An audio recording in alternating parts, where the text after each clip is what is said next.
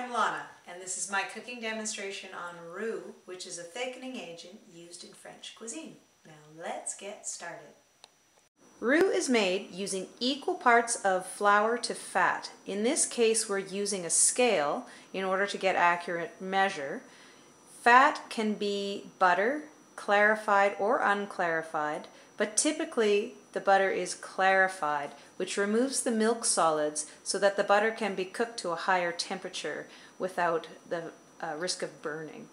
You can see as this butter is melting, the milk solids and the clear part of the butter are separating, and there is that grainy looking texture of white and yellow.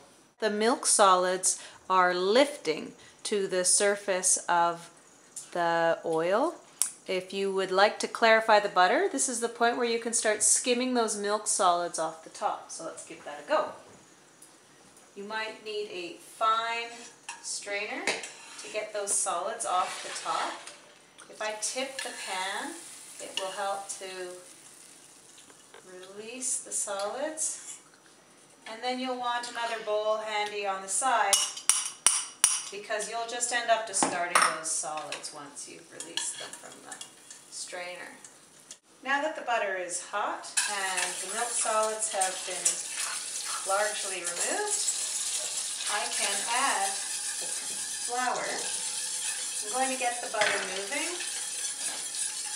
and I'm going to shake some of that flour into the pan, stirring to incorporate.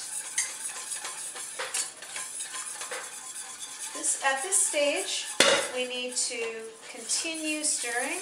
So the first stage that the roux will cook to is called a white roux, and the white roux is the cleanest, lightest colored roux that would be used in the bechamel sauce.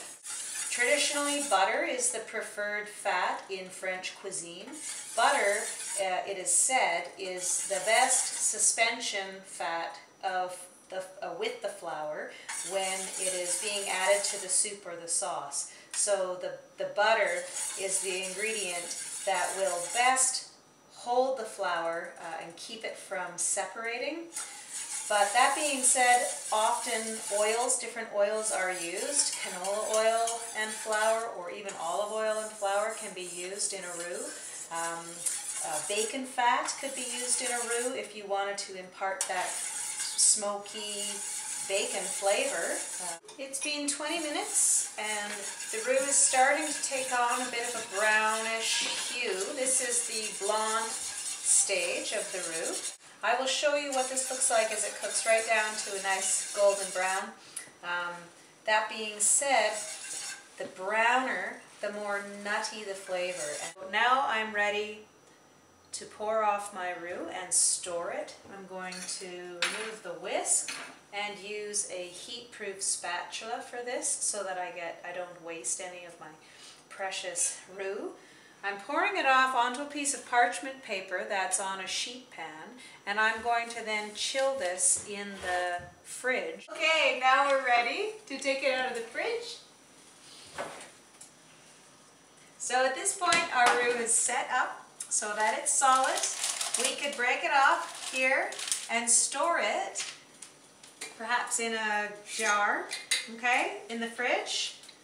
My roux tonight will be going into chicken stock for chicken velouté. I'll be making a sauce with pasta and fresh herbs. So I hope you enjoyed the demonstration, and good luck with your roux.